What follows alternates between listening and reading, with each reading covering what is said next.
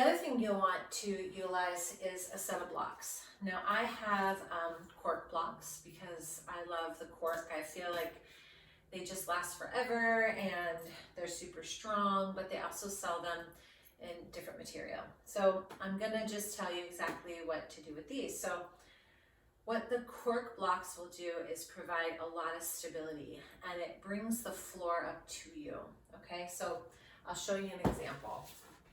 And again, I've been practicing for almost 20 years, a little less than 20 years, and I still use blocks.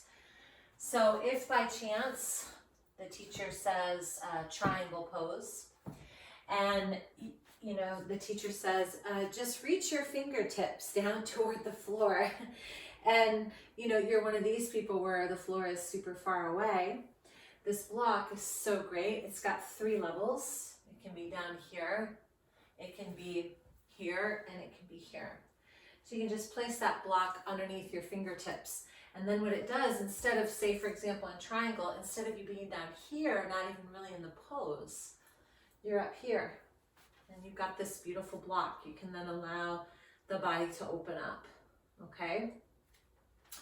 The other thing is, so in, for example, pyramid pose, if I'm in pyramid pose and I'm trying to reach for the floor and I round my shoulders to get there, you place those blocks underneath the fingertips and you can lengthen through the crown, and then all of a sudden, again, the floor is lifted up to you.